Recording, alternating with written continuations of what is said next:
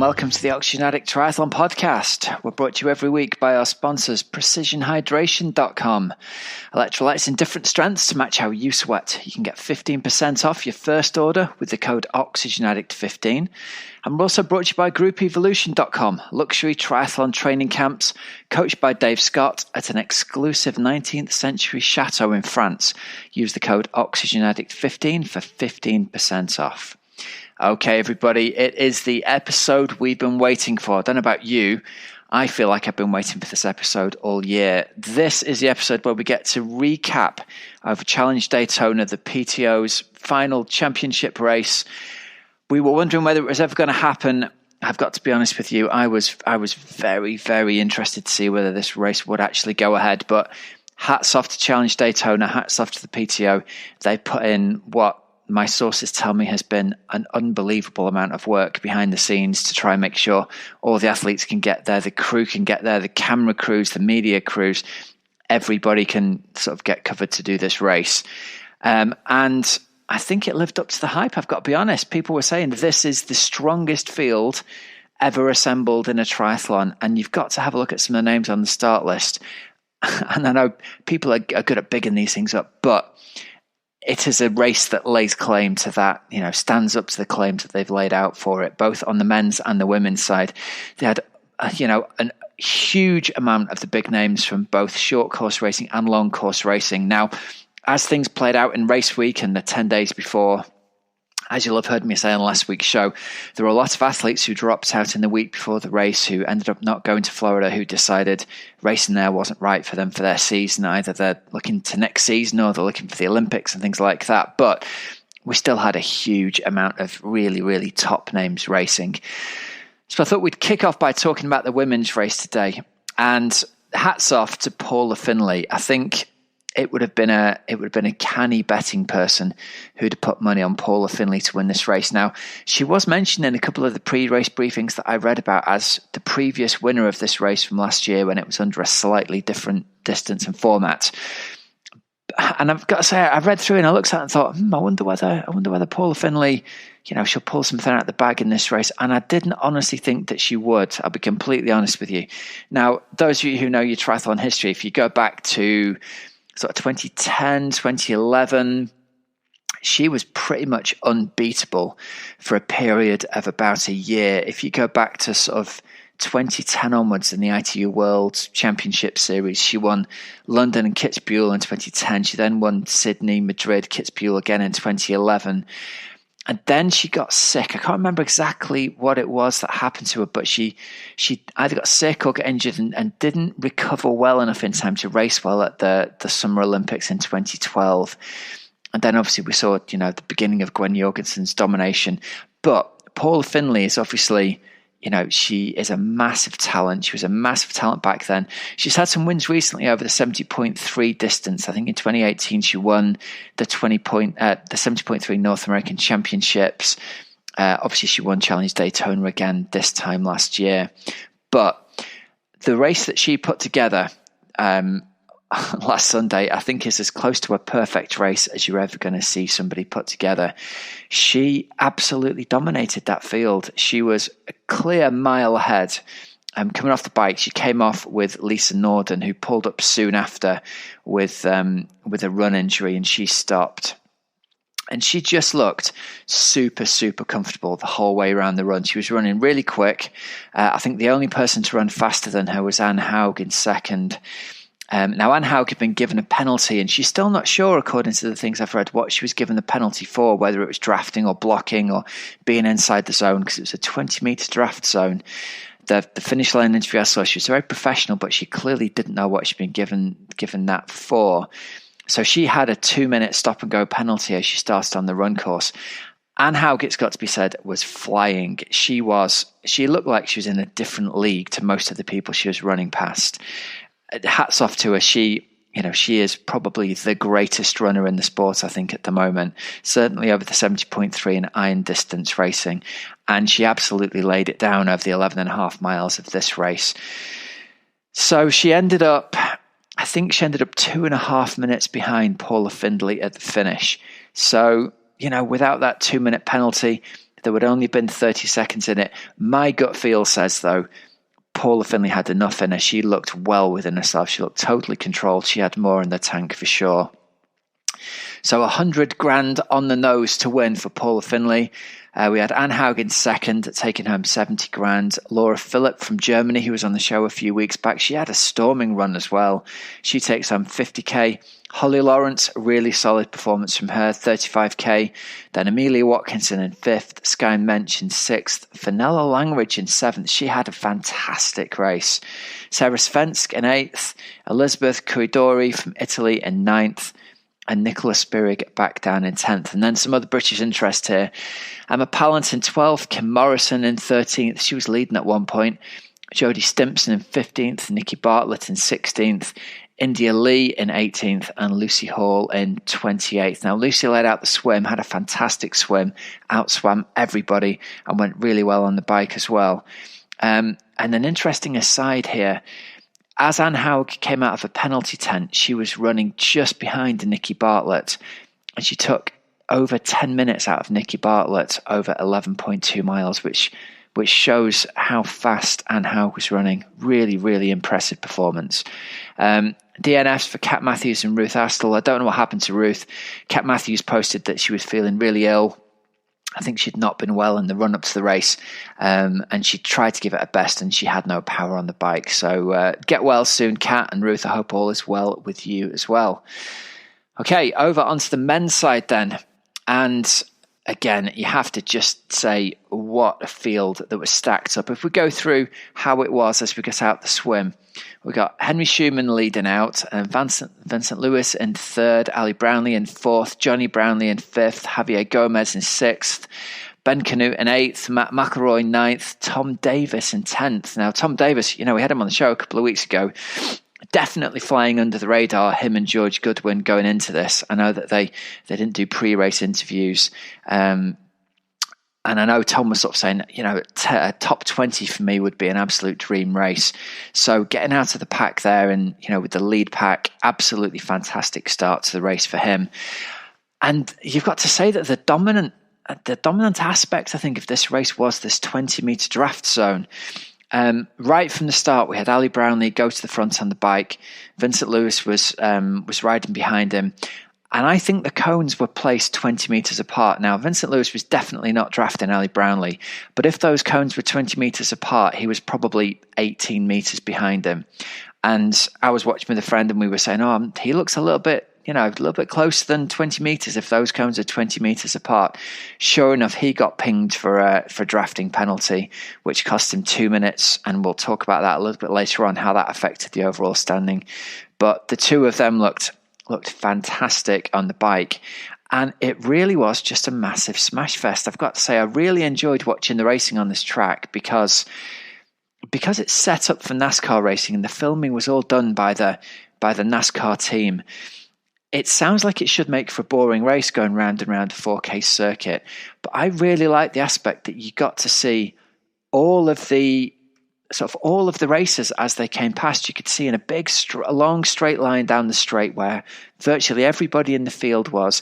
You got a real good feel on the bike and the run for who was passing and who was overtaking in a way that you just don't seem to get when you're watching, other races that I've seen. It certainly was well packed. Races were close together, and it was really, really close racing all the way through the bike leg. The lead was changing all the time. There was a lot of glory runs to the front went on by people who had some bike power and blew all the biscuits on the bike leg. And there was also a lot of bike power laid down by big names who, were well in with a chance to win the overall race. Ali Brownlee in particular was on the front a lot and looked really, really strong. Now, coming out onto the run, I don't know if you guys have seen the highlights reel here, but Ali Brownlee didn't look great getting off the bike. He wasn't running fast out of transition. He didn't look like he was hobbling, but he definitely didn't look like something was great, and that was commented on by the commentary team. At this point, we've still got Tom Davis in the front pack going really well, still in and amongst the sort of 5 or 6 of them all got off the bike together. Rudy Vonnberg took it out early doors. We had Sam Appleton in his precision hydration hat sitting there in second, running really, really well. And Ali came through early doors. And at that point, I honestly thought, game over. I thought, he's got this wrapped up. He's absolutely flying. Sam Appleton looked like he was running really well and really easily, but he obviously didn't have the pace to respond when Ali Brownlee came by, or chose not to. Ali looked super, super smooth, and I thought it was game over. But then within 5 minutes, he'd stopped, he'd pulled up. It was either a calf twinge, a calf pull, calf cramp, depending on who you believe. And he's out of the race, and it's wide open. And before you know it, who's in the lead? Tom Davis has run through from that first pack. He's onto the shoulder of Sam Appleton. He's in the lead. He looked like he was absolutely flying, and I think he tweeted post-race he felt like he'd maybe gone a little bit too hard too early. But I was texting one of the guys that coaches him, Matt Bottle. We were texting backwards and forwards. I was going, I can't believe Tom's leading this. You know, Tom's on the show a couple of weeks ago saying his dream result would be top 20. He absolutely looked like he deserved to be there. He absolutely looked like he was mixing it and putting the hurt on athletes who are, you know, proven world championship first, second, third winners. Absolutely awesome running from him. Coming towards the sort of 7-8K mark, I think it was, Gustav Iden ran through, and that was it. It was game over Rover from that point forwards. He was looking as strong as Ali was before he pulled up. He looked absolutely smooth and fluid, and he just didn't look troubled for the rest of the race. I did a little bit of maths, and I think I worked out he would have been running low 68, high 67 minute half marathon pace for the 11.5 mile run. So all of these guys were absolutely flying, but Iden came through from, I think he was 45 seconds to a minute down coming out of T2. Absolutely smashed that run. And I've got to say, I couldn't be more delighted to see him win this. Really nice guy, really great kid, really hard trainer, but doesn't take himself too seriously. Had his lucky Taiwanese hat on again that he found at the side of the road. So if you don't know the story of that, go back and listen to our interview with him from a while ago. I think you'll get a lot from listening to that. Really, really great guy, and takes the win for $100,000. But the racing is not over. There's a closely packed group of about 14 guys racing for the top 10, all of them within 100 meters. And again, if you haven't seen this, go back and watch the replays. Biggest surprise for the commentators is young George Goodwin running through. Now, you'll know, winner of Outlaw X, no surprise to the British listeners, but he looked so smooth and fluid. He ran past Rudy Vonnberg to go into second place going into the last lap. And again, he looked like he timed it to absolute perfection. And he was absolutely cruising. Beautiful run style. He looked like he said something to Rudy Vonnberg as he went by him with a little smile on his face. I'd love to know what it was that he said. Rudy Vonnberg didn't respond, but that was it. George was away, and we were hearing reports there were some fast runners coming up from behind. But it looked like, I thought, my money's on George here. He looked so comfortable. With about a K to go, it's obvious that Matt Hansen and Lionel Sanders are running really well. Sanders not as well as Hansen. Hansen was absolutely flying through. George reached into his skin suit at this point and pulled out a gel, and I thought, oh, that's not a good sign with a K to go, going for the energy at this point. And as Hansen came past him, it's obvious, bless him, he had nothing more to give. He kept on driving to the line, and Hansen was absolutely delighted that he came through to take that second place. I think in his own words, he said he's been looking for a really good race and a really good run in a race for the best part of a year, and he feels everything came together for him. So fantastic race for Matt Hansen to come through in second. And we've got some audio from him later on, which I think you're really going to enjoy. And also a fantastic race for George Goodwin, who's really put himself on the map to get third place in a field of this caliber. Absolutely amazing performance from him. Lionel Sanders takes fourth. Other results there. Lionel Sanders is in fourth, as we said. Rudy Vonnberg in fifth. Sam Appleton holds on to sixth place in his precision hydration hat. So delighted for him, and also, you know, for the team at PH getting their shiny hat on the coverage for so long. Henry Schoeman in seventh. Vincent Lewis claims eighth place. He was 2 minutes and let's do the maths here, 15 seconds down on the win with his 2-minute penalty that he was given on the bike. So he would absolutely have been up there in the mix in the final kilometre had he not been given that penalty. So hats off to him for running as well as he did, to come through as well as he did. I think without the 2-minute penalty, he'd have had one of the, if not the fastest runs of the day. Sam Long gets 9th place. Andy Dreitz gets 10th place. Ali Brownlee, as we said, was a DNF. Tim Don didn't start because he was having bad back troubles, I believe, in the lead up to the race. We had Tom Davis hung on for 12th, so a fantastic result for him there, hoping for 20th and getting 12th. But I think there's a sense of what might have been for him. You know, he could have had, with just a little bit more luck, top 5, maybe even a top 3 as well. Adam Bowden gets 15th, Johnny Brownlee 30th after getting a penalty on the bike, and Kieran Linders in 41st. So yeah, that was all the racing from Challenge Daytona. Really great. If you've not had a chance to see the footage, get on to, they've got some great sort of 1-minute wrap-ups, but it'd be great to watch the whole race on the replay when you're on the turbo. I think there's some great motivation there to get the training done. So yeah, get in there and check it out. So today's interviews, today's sound bites for you, if you like, managed to get hold of the audio files from the PTO's press conference. We got official media accreditation for the podcast, which is awesome. So we've got access to all of the interviews that were done on behalf of, obviously, all the media couldn't go over this year. The Kevin McKinnon, who's doing the questioning here, his mic's a bit hot, so the sound quality isn't great. But we've got interviews with most of the people from the podium. And then later on also, I'm going to play some audio from Matt Hansen. I saw he'd uploaded onto his YouTube channel about a 5-minute recap of his race. And it's great to hear sort of 5 minutes from his point of view, because he ran himself up into second place from nowhere. I think he was in the 20s off the bike. And it's a great story he's telling of constantly telling himself, okay, this will do. Maybe I can get top 10.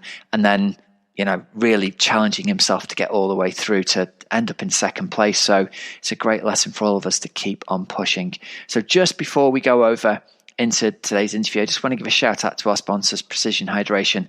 Like I said, I was really delighted to see Sam Appleton lead in the race, because he's a great guy, but also because he's wearing a Precision Hydration hat. And it's great to see your friends' companies getting airtime on such a massive, massive show. If you've not got yourself some Precision Hydration, then you can take advantage of a couple of offers. You can book yourself a free hydration call. There's a link in the show notes. Mention that you heard about it via the Oxygenaddict Triathlon Podcast, and you're entered to win a £50 Precision Hydration bundle. You can also get 15% off your first order with the code Oxygenaddict15. They sell electrolytes in different strengths, so everything from 500 milligrams of sodium all the way through to 1500 milligrams of sodium. It's a great way to keep on top of your sodium needs, and that really helps stay hydrated, because there's much more to hydration than just drinking water. If you're sweating a lot, and especially if you're like me, and you're very heavy, very salty sweater, then you need to replace all that salt that you lose during your exercise, as well as replacing the fluid. So I don't know if you're anything like me. I find I get horrendous cramps on the turbo and in the pool if I don't take care of taking lots of sodium. So Precision Hydration have been a game changer for my athletics training. And if you struggle with cramps, then I really encourage you to check them out and give it a punt, because it's a very, very small price to pay for a massively game-changing supplement that can really help unlock your performance. So get over there and check it out. Okay, so here we go over to this week's interviews. We've got interviews with women's winner Paula Findlay, with men's winner Gustav Iden. We've got men's second place Matt Hansen. We've got George Goodwin. We've got all manner of other people that are in there as well. Laura Phillips on there. I can't remember all the names, but they're introduced by Kevin McKinnon before the interviews happen. So yeah, looking forward to hearing the races in their own words. Here we go. Here's the post-race interviews with the PTO's race from Challenge Daytona. Congratulations, Paula. Still smiling. I'm guessing that smile will stay there for a while. What did it mean for you to win this title yesterday? Oh, it was super cool. I was not expecting it. It's been such a crazy year for everybody. We haven't raced at all, or at least I haven't raced at all. So didn't really have expectations coming in, but just felt good all day. And to come back here on a course that I did well at last year and win again in a bigger field and a bigger kind of event was super cool. So very happy. As you said, won here last year. What is it about Daytona International Speedway that seems to work for you in terms of winning races? Oh, I don't know. It's a funny time of year to race. Like last year, by December, a lot of people are in their off season. So last year, I think I was kind of hitting my peak at this time after being a bit injured all year. And then this year, I've just been healthy all year and had a good build up to this. So the course suits me well. I really like riding, flat, just power courses. And I think it helped a little bit to know the course, like coming here last year and having some experience running around the track and knowing my way around definitely was a slight advantage, I think. So last year, you had the big win here. The week before, you won a 70.3 race. You seemed like you were on this great roll, and then COVID hit. How hard was that to sort of stay motivated through this year, to just even be ready to be able to compete here? I actually had a great year in terms of just not racing at all for the first time in 10 years. And it took a bit of stress away, and I was able to train consistently without any pressure. And we weren't really sure if races were going to happen. So Eric and I stayed relatively fit, but not race fit. So when it looked promising that Daytona was going to happen, we were able to kind of ramp up with the 2 months leading in and be ready for this. So we never got too far out of shape, but also had a bit of a more relaxed year, got a new dog, felt like a little bit more normal humans than normal than when we're just training all the time. So I think it was a bit of a blessing in disguise and let me have a good race here. Finally, you sort of alluded to it. This is a team effort. There's quite a team that went behind this win. Can you just tell us about the support crew that has helped make this championship possible? Yeah. Well, Eric, my boyfriend, is the biggest one. We spent this year all together, and he's my training partner. We do everything together. We're together 24/7, which comes with its struggles sometimes. We literally work together and then have a relationship too. So, but ultimately I think I wouldn't be here without him. I probably wouldn't still be doing the sport without him. It makes it way more enjoyable to do this with a partner. So, he's number one. Obviously my coach and my family and everyone who's kind of supported me this year, but haven't seen a lot of people just because of COVID. So I've spent a lot more time with Eric than anyone else. Well, and there was someone else that you wanted to shout out, Lulu, I guess, at the finish line. Oh, yeah. So, yeah. Well, no, one of my best friends, her daughter was diagnosed with cancer this year, and she's been going through chemo, and she was watching the race, and she's been so brave this year, and it's pretty amazing what she's gone through. So when I'm suffering in a race, I just thought about her, and that's way, way, way harder. So, I wanted to say hi to her after the race, and she was watching, so she appreciated it. Oh, that is fantastic. Well, congratulations. Best of luck through the rest of this year, and we'll look forward to lots of more great racing. Thanks so much, Paula. Thank you. Paula Findlay, our PTO 2020 Championship winner here this weekend.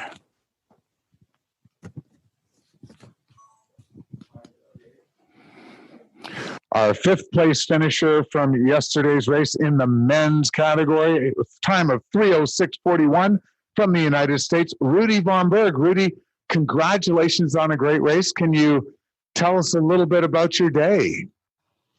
Thank you. Yeah, it was such an awesome event. So just very happy to have the PTO, our organization, put up such an incredible event.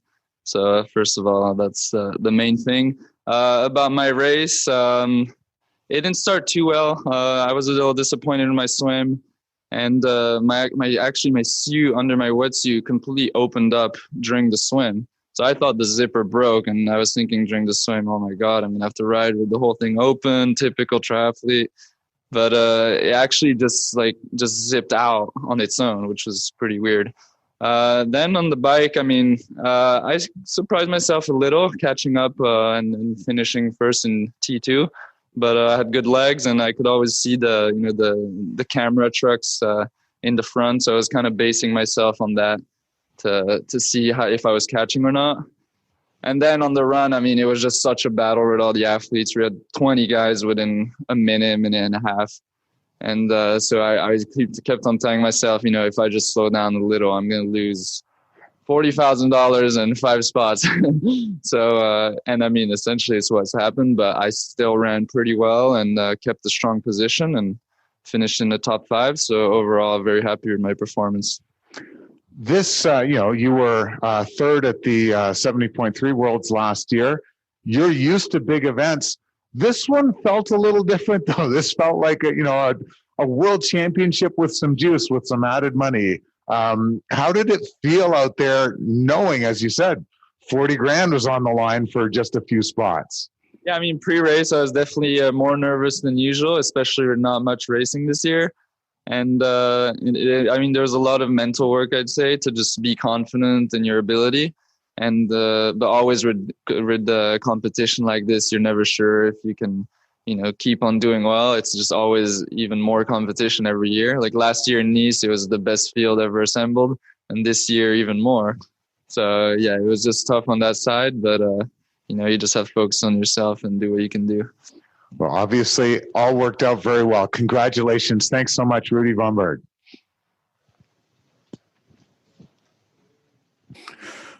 From the United States, second place in yesterday's men's race, 3:05:57, an amazing 57:22 run. Matt Hansen. Congratulations, Matt.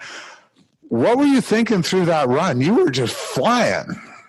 Honestly, I didn't know where exactly I was coming off the bike. I didn't really get a accurate count of where I was until about halfway through the first loop.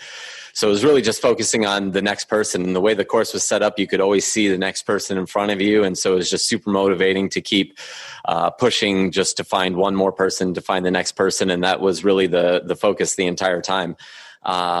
Vincent Louis had served a penalty. He was a bit off in front of me off the bike. And so he came out of the penalty tent about 15, 20 seconds in front of me. So I was able to feed off of that and try to run with him for a little bit. We traded places a couple times on the first 2 laps. So it just was good to have somebody to push. And, if you're running with him, you're in good company.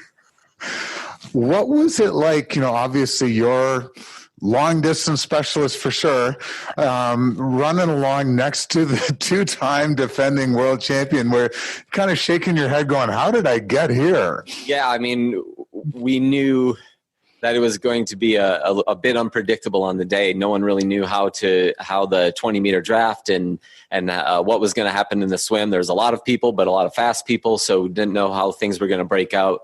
But yeah, it made for a really incredible experience. Definitely felt a little bit small when I was out running against people that I've watched on such big stages over and over and over again. Can you talk a little bit about what this PTO Championship means? You've, as I said, won, Ironman North America champion, all this kind of thing, but this feels pretty special. Yeah, there was definitely a lot of hype leading up to this, a lot of eyes on the screen, which is huge. I won in the first couple North American championships that I won. Nobody really got to see it. It wasn't even a live stream.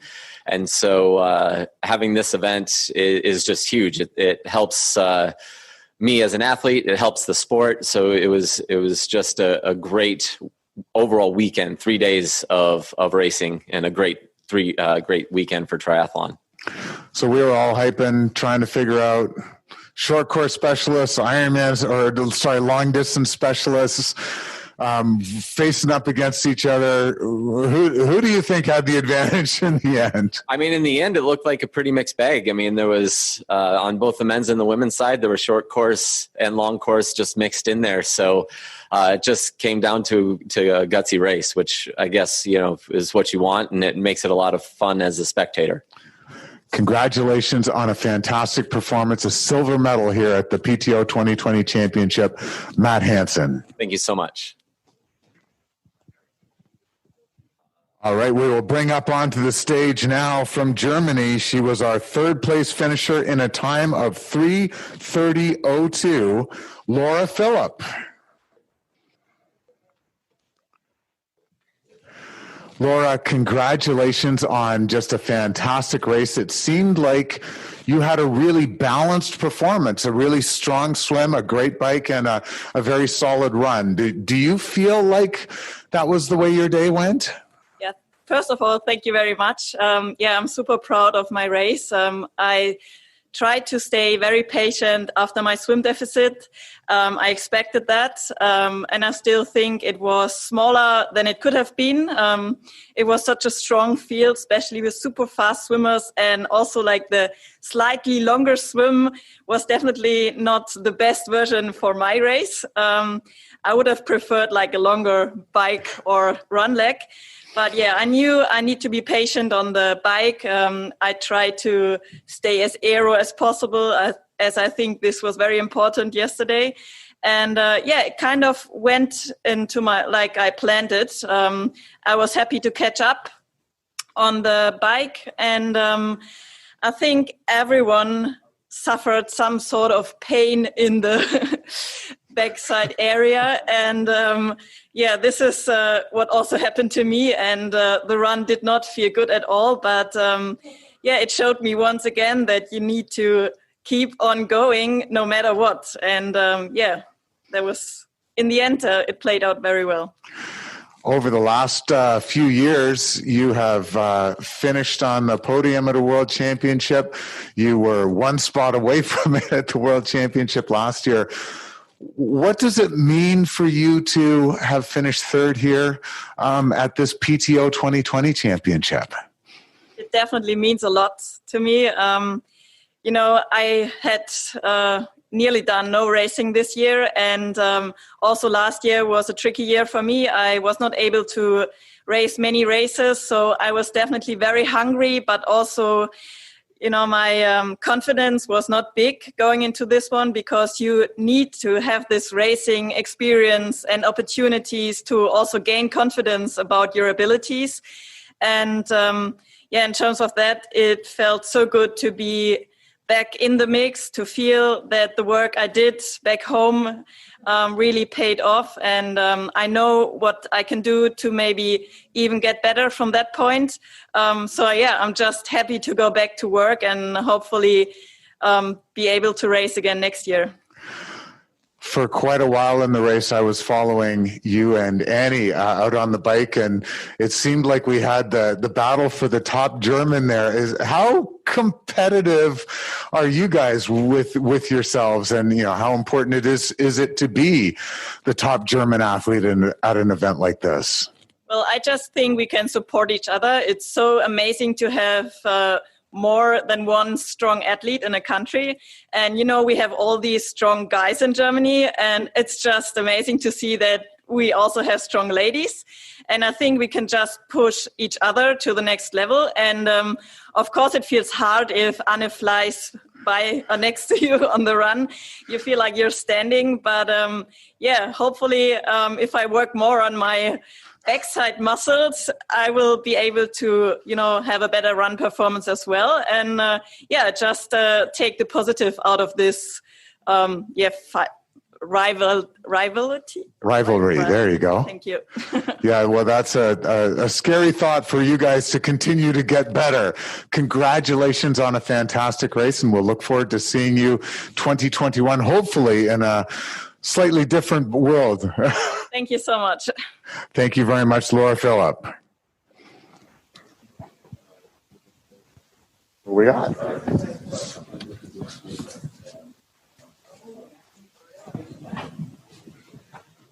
Oh, yeah, there we go. Thank you. Last year? No, definitely not. Oh, was it Samron maybe? Nope. Oh, okay. Not sure. Maybe I haven't seen you then. Probably not. All right, let's introduce now our third place finisher in the men's race. He went 3:06:09, and maybe the surprise of the day for many people, but I'm guessing for most of the folks in the UK should not have been. This is George Goodwin. George, can you tell us a little bit about your day, and were you surprised with your performance? Not really, I don't think. I knew I had it in me to have a good race. I've done 2 races this year that the PTO have supported and had really good performances in those. And I've just used the COVID lockdown to train. And yeah, I guess it just worked out. Now, it seemed like you kind of came surging through on the run, but can you tell us a little bit about the bike ride? Because you obviously need to be in the mix at the end of the bike. Yeah, so I didn't have the swim like I really wanted yesterday. But where I came out in the swim actually ended up being quite helpful. I had some of the big hitters on the bike nearby, like Andy Dreitz and Boris Stein. So we worked quite well together there. And we gradually just like worked our way through the field. We managed to get up to Gustav's group and Vincent's group. So we ended up coming off onto the run less than a minute down on the lead guys. Came out into T2 and I had really bad cramp in my quads. I think that was the story of the day. We were just in that position for, an hour and 40 or whatever it was. So yeah, I sort of waddled off onto the run. And I think that actually helped because everyone went off really quick, and I just couldn't go with them because I was sorting my cramp out. But then I built into it really nicely, and the guys that had gone off maybe a bit too fast had started to fade, so I just ended up running through. What did it feel like? Were you sort of pinching yourself at any point, kind of going, "Oh wow, I just went by another world champion here. I just went by another Olympic medalist"? I think I had some experience last year at Nice in the World Champs of being, I think halfway on the run, I was like 5th or 6th, having run up through again. And I suffered a bit with like stage fright there and ended up dropping back to like 12th. So yeah, that experience last year has like really helped me this time round. I was in the same position, didn't panic, just like really kept my head and kept my cool. And yeah, I was just like managed to keep the performance going all the way through to the end. Finally, you mentioned this is your third PTO event of 2020. Can you just tell us a little bit about what the PTO means for you and what a difference they've made this year? It's been great, like especially this year. Obviously, it was launched in January before this all really, COVID really kicked off. But as it happens this year with COVID, it's felt like it's brought the whole sport of triathlon like more closer together, like as a family. And to have everyone, supporting each other at races like this is it's just great. And the financial support's amazing as well. Well, you obviously took home a big check, a well-deserved check from your race yesterday. Congratulations. And I don't think we're going to be surprised anymore. Congrats. Thank you. Hopefully not. That's George Goodwin from the United Kingdom. Thanks very much. So next up onto our podium, she was 5th place yesterday. She's from New Zealand. 3:31.51 her total time. Amelia Watkinson. So Amelia, you came into this race. A lot of people kind of felt that you were ready for a big day coming off the Asia Pacific long distance championship earlier this year. Did you feel pressure coming into this weekend's race? I think that I have my own coping mechanisms for the pressure, and I sort of dull it down a little bit. Of course, I know deep inside that, of course, I owe all my fans and supporters something. But we're lucky in Australia. We've had a big race season, and I definitely was able to carry some confidence in with some wins over there. So can you tell us a little bit about your race? Like so many, I feel like I'm saying the same thing. You didn't do well in this race unless you were very solid in the swim, very solid on the bike, and very solid in the run. Did you feel like that was the way your day went? I think it's quite interesting after the race hearing how everyone's day played out. And everyone's come to the same conclusion that those special perfect days are very rare. But you just keep going because you don't know how everyone is feeling. So for me, it wasn't to plan. It wasn't perfect. But I was able to keep going through the bike, onto the run, and other people also. We're all top athletes, but we all rank ourselves quite harshly.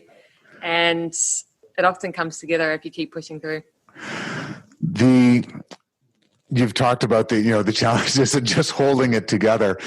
Is it just because you don't get to move from that aero position for an hour and I can't remember your bike split, but just under 2 hours? Is that what just makes this so hard? I think it's all combined. Being at these big events, it does come with the pressure. And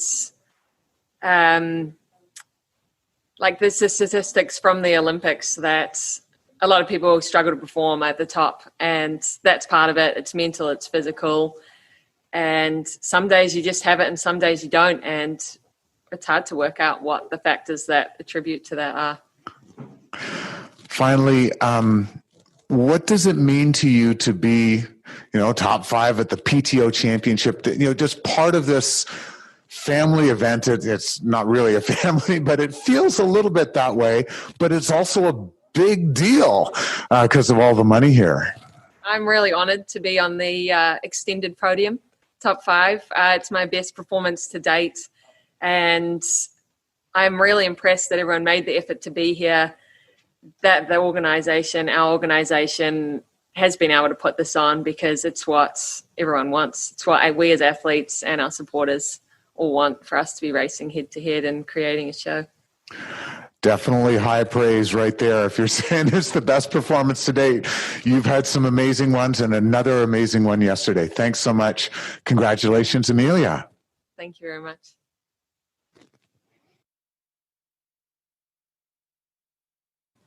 And finally, we will bring up onto the podium. He is our men's champion from Norway, the defending 70.3 world champion who came here and did it all over again, beating some of the best triathletes in the world. 3:05:06 his total time. Your champion of the PTO 2020 Championship, Gustav Iden. Gustav, congratulations. You're still smiling. You'll be smiling for a while, I think. Yeah, I'm still smiling. I didn't smile yesterday evening, though. I was so tired and my body was just like really smashed after the race.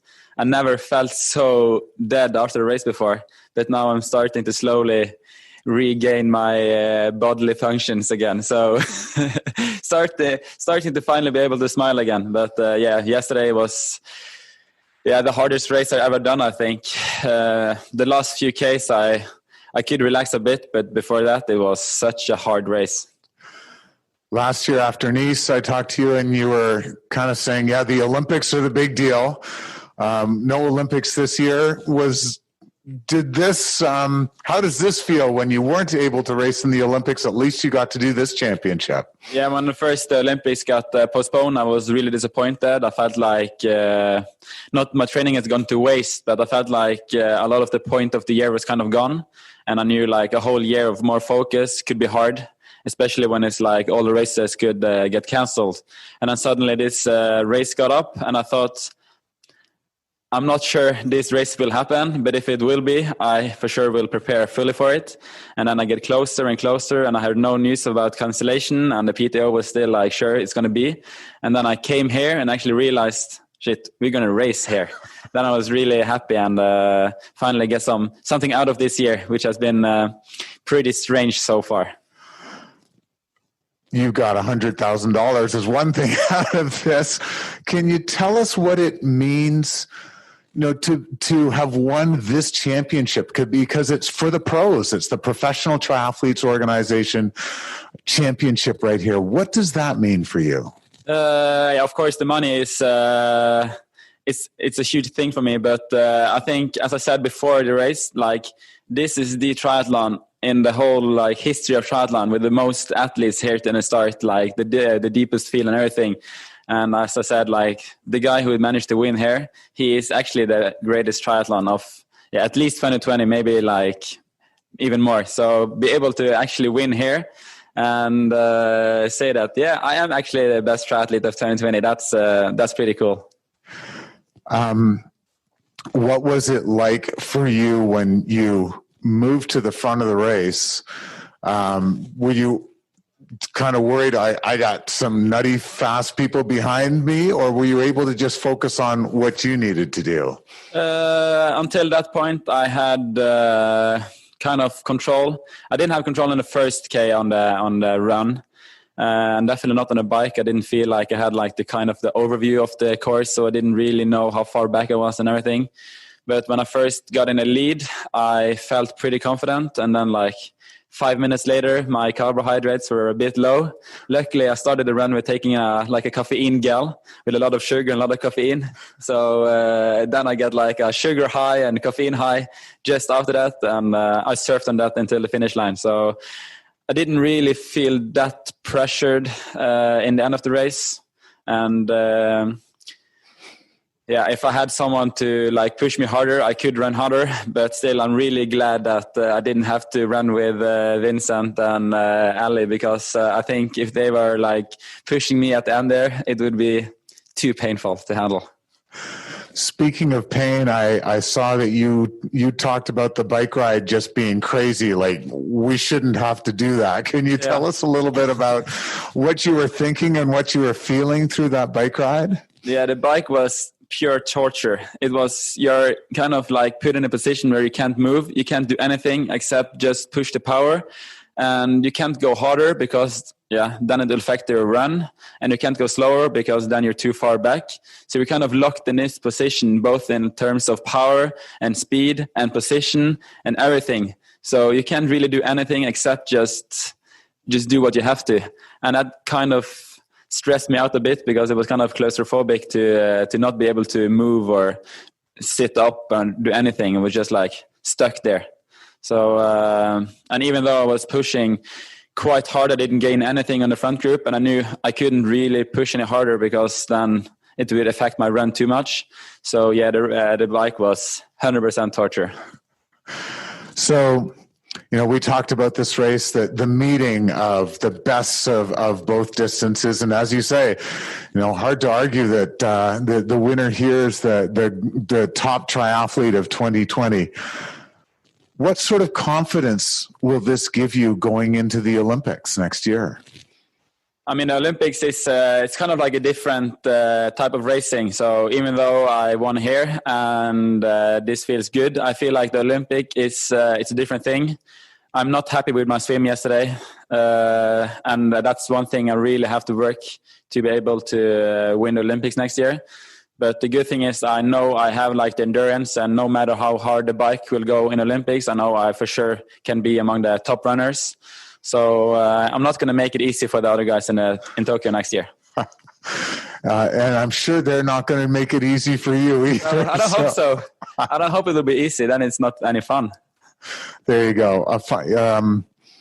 Finally, was it fun in any way, shape, or form yesterday? I was actually thinking, like, during the run that why do I do this? This isn't really any fun. But then I come around and I see like the audience and everything, and I kind of like I got a rush out of it, and then it was like all worth it. So, but on the back straight there, it was kind of only pain and no enjoyment. But in the end, it was very worth it. Finally, sorry, I've done finally to you a couple of times, but can you just tell us a little bit, what were you thinking as you came across that line? I mean, it's always like kind of a relief actually crossing the finish line, but I realized I was going to win before that, and relief is actually a pretty good word, because I built myself up so much going into the race, and I knew like I have a chance to win, and to actually go and win it, it's something really big. And I knew if I wouldn't win, I think I would be quite disappointed. So I'm really happy with the win, but the relief is the best word, I think. Well, congratulations, unbelievable day, and best of luck in Tokyo next year. Thank you. Your champion, Gustav Iden.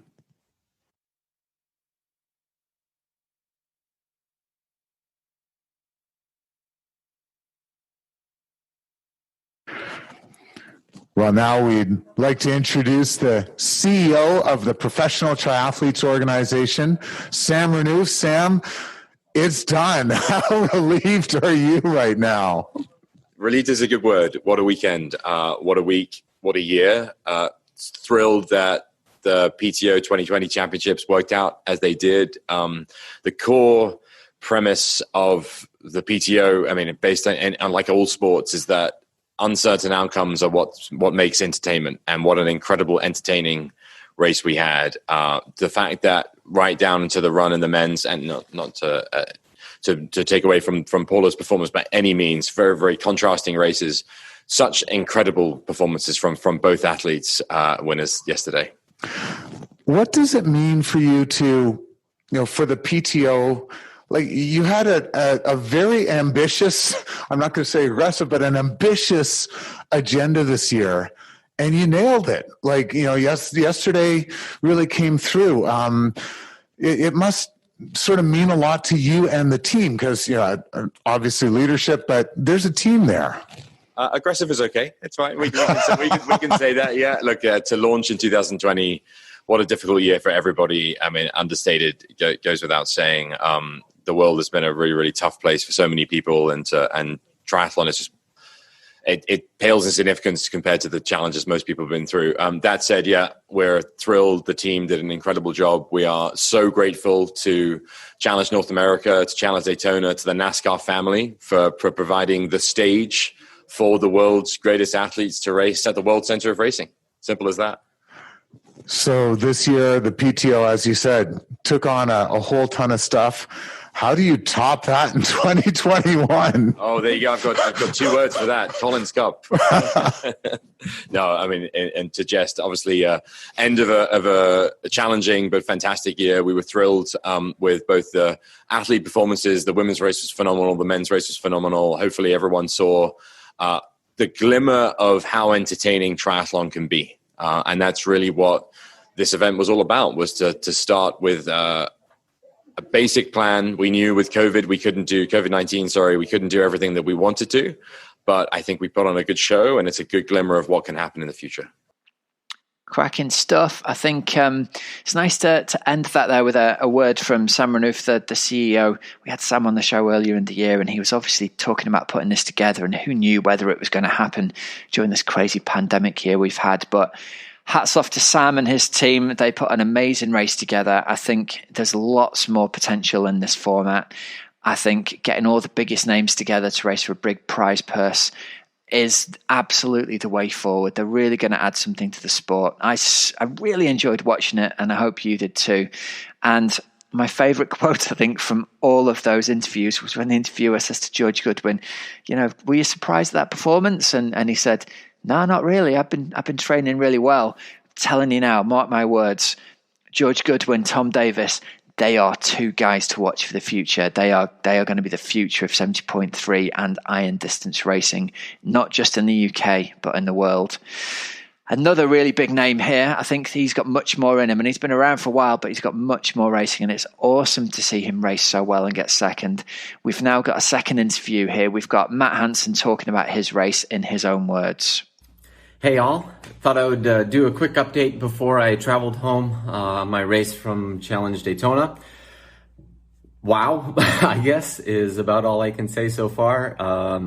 Still setting in. I don't think I've really stopped smiling since I crossed the finish line, or maybe a few yards before the finish line. Definitely was a dream day. Had no idea what to expect. The format was just so new to all of us that, and the field was so strong that none of us really knew what to expect going in. We didn't know how the 20-meter draft was going to affect things.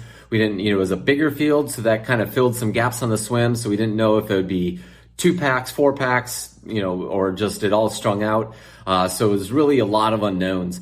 And yeah, it ended up all pretty much working out in my favor in the end. I set it up with a pretty good swim. I did the Pro-Am on Friday night, did the Pro-Am relay, did a swim there. I had a pretty, I was really happy with my swim in that. That was definitely a confidence booster going into the races on Sunday. And got in with a good group of people who I don't typically swim with. They usually swim a bit in front of me, so came out of the water, was a bit of a confidence booster there. I think I was still 37th or something like that. So, and that was a really good swim for me, I would say. So that kind of just gives you an idea of the strength of the entire field out there. And so onto the bike, I started slowly moving up right away. I actually moved back quite a bit. I was with, I came out of the water with Andy Dreitz and a couple other guys. And, Andy outswam me by quite a bit out in Florida. And he passed me with a couple other guys early on. And then Lionel and Sam came through at maybe 4 or 5 laps in, and I tried to keep them as a metric for a couple laps, but I was just riding harder than I could or should have been doing, and so I had to make the conscious decision to let those guys go and just hope I could find them on the run. And so after that, I really rode the last half completely alone. Once Sam and Lionel went by, there was no one really behind me, and I wasn't really catching anybody. I was just kind of keeping pace. The nice thing about the format was, I was like, as long as I kept it right at 5-minute laps, I knew I was keeping my pace steady. And so I was just able to really focus on myself and riding a good race, and just really trying to set up my run. I think the last couple laps, I fell off that 5-minute pace by like 10 to 15 seconds. So I lost a bit of time in the last 2 laps. But I was okay with where I was at. I came into T2, I think in 21st or 22nd. And I didn't know that at the time. I really had no idea. And so just headed out onto the run, really just focusing on trying to execute a good run. I had very little idea of where things were at. I was going in, I thought, hey, if I set up a perfect day, I could squeeze in the top 10. I could just so that was the goal, is just give myself a chance to run in the top 10. And, I was slowly making some forward progress. A couple people each lap, the first 2 laps, I think I was maybe 15th after the second lap. So I'm like, okay, possibly a top 10 here. And then, I could just see a long string of guys in front of me. And then I started to really, turn on the gas a little bit and say, okay, maybe top 10 is not setting the expectations high enough. And so I definitely negative split, ended up, I think the last 2 laps were all under 5:10s, per mile. And it was really just trying to focus on one more. I really didn't have any like, oh, I'm going to end up in this place. It was just always trying to go after the next one. And, on the last lap, I think went from 8th to 2nd, in the last, I guess 2.5 miles. I guess that's why they call it the money lap. It was definitely, kind of a blur of a couple miles. I honestly didn't know, I was in 2nd until I looked over and saw a truck with a big number 2 on it. So I'm like, oh, that must mean that's the 2nd place media. So it was kind of a crazy day. Positions just changed so fast at the very end. And, I don't know if some of the people I was passing thought I was a lap down, or, it was kind of crazy. I got asked a lot, like, what lap are you on, as I was going by? So that was kind of motivating as well. So, just the way the course was set up, it was just super motivating for me, because you could see what was in front of you, what was happening in front of you. There wasn't any turns where you'd lose people, and so you could always just have that reinforcement. And it was easy to chunk it out into 4 laps, obviously. So it was just getting to the next, getting back to that crowd and stealing some of the energy from there again. And crossing the finish line was definitely a blur. I don't really show that much emotion all the time, but it was definitely a special moment on a great way to cap off a good day. I think I said at the finish line, I picked a great day to have a great day. So can't thank the PTO and Challenge Daytona enough for putting on this show, and for making it a viewer friendly. I don't think that's ever happened in triathlon before. There were so many cameras out there, and it was just it was a really special day for me. It's still sinking in a little bit, so I hope you all enjoyed being able to watch it. If you didn't get to see it, you can still go back, and I think it's still going to be on the PTO website for a couple more weeks. So you can go back and watch both the men's and the women's race. Both were spectacular races. So yeah, for me now it's time for off season. I'm going to enjoy probably no running at least until January 1. I'll get in the water after a few days. I can't afford time out. Obviously a great swim put me out of the water like 37th. So I've got a lot of work to do there still. But I'm going to enjoy some downtime. I've put in a lot of races here in the last couple of months and a move to Colorado. So I'm ready for a break, but that's all for now, until the next one. Okay, and that's everything from us this week. I hope you've enjoyed that slightly different format, but I really wanted to give a chance to get, the interviews with the big names from Daytona on the show. So let me know on Twitter and Facebook if you've enjoyed that slightly different format. It's great for me to be able to get the interviews on the show without having been there in person. So thanks very much to the PTO for giving us media accreditation and giving us access to that, and look forward to much more collaborations with the PTO in future. So if you guys are looking for something to do, remember you can come ride with us on Zwift Tuesdays at 7:15 p.m. UK time, the Oxygenaddict Triathlon Podcast Power Hour. Workouts guaranteed to raise your FTP and give you a faster, more powerful bike leg for this coming season. It's the actual workouts that my coached athletes and Team Oxygenaddict do. So get in there, get on Zwift, log on 10 minutes before. You can select in the companion app from the list of official events. There's upwards of 150 athletes each week, sometimes as many as 250, doing a structured FTP workout together. Everyone stays together on the screen. You don't get dropped, and it's super, super motivating. So come ride with us. And if you're interested in checking out a bit about our triathlon coaching packages, check it out over at teamoxygenaddict.com. Just want to give a quick shout out to team member Nigel Buxton, who had a fantastic result this weekend. He wrote in the Facebook group, "There must be something in the air this weekend for 10Ks. I did my fastest 10K in 22 years and went sub 40 at 52 years old, all after a smash fest on the bike on Saturday." For all those new members who have doubts about running slow to race fast, I haven't done any speed work, as runners know it, since starting the team in January 17. Oh, and I was third overall at the Dartford 10K Christmas pudding run. Nigel, congratulations, mate. That run has been a long time coming, and I'm absolutely delighted for you. Well done, mate. I think we've got the most comprehensive triathlon coaching program for busy age groupers out there. We've partnered with the Performance Chef, so our athletes get meal plans, with Matt Bottrell Bike Fitting for position and aerodynamics advice, Precision Hydration offering personalized hydration calls, HRV for training, so you get HRV guidance to adapt your training plan on a day-to-day basis, and of course, best training plans out there written by me, so you get yourself to your goal race in awesome shape. So if you're interested in finding out more, book a call using the link in the show notes, and I'd be happy to have a chat with you. So to wrap up, here are some discount codes and deals for you.